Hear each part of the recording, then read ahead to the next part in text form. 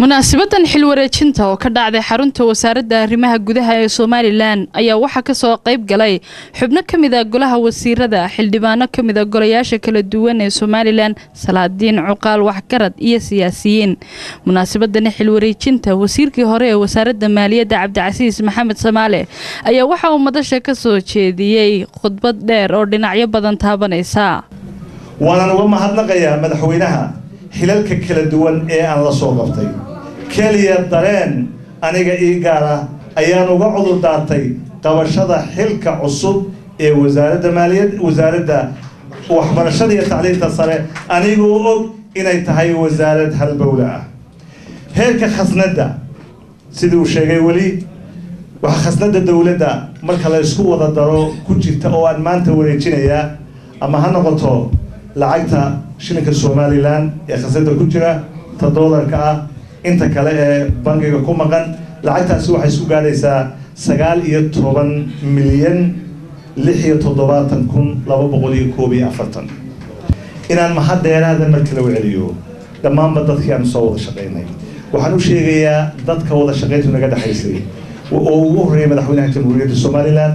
golihii wasiirada ee aan ka mid ka ahaa golihii wakiilada ee xil hore ka mid ahaa xisbiga kulmiye iyo dhammaanba bulshada reer Soomaaliland inaan ku adagahay ka simid ahaanshaha xisbigeygii kulmiye hankayguna halkii yahay wada shaqaynta aniga iyo madaxweynaha naga dhaxaysana inay halkay awlahayd meel ka wanaagsan gaari doonto dhinaca kale wasiirka cusub ee wasaaradda maaliyadda Marwo Samsam Cabdi Aadan ahaydna wasiirkii hore ee wasaaradda waxbarashada Soomaaliland ayaa iyaduna geesteeda madashan hadal ka soo jeedisay waxaan leeyahay oo idin sheegaya horta waa ammaan waxa la isku dhiibaya waxa weeyaan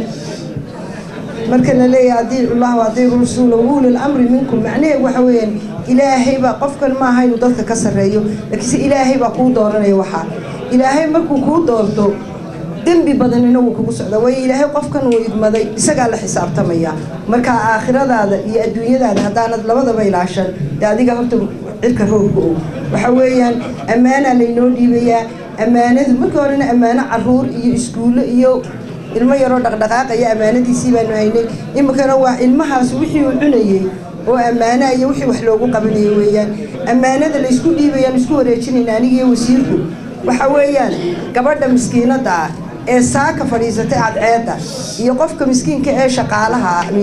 suuqa fadhiya cashuurta laga soo ururiyo weeyaan marka wax ciyaar maaha wax si farxad leh iyo degdeg loo kala wareegana maaha oo waxaan idinka baryayo oo ummadda reer Soomaaliland ka baryayo inaad iigu ducaysaan inuu ilaahay u asturo si kadib labada mas'uul ayaa iyagu halkaas xilka kula kala wareegay iyadoo gabagabadiina wasiirkii hore ee wasaaradda maaliyadda Cabdicasiis Maxamed Samaale ay shahaado sharaf gudoonsiiyeen qaar kamid ah shaqaalaha wasaaradda maaliyadda ee wasiirka u ahaan jiray Sagal Mustafa Xasan Nuur telefishinka caalamiga Universal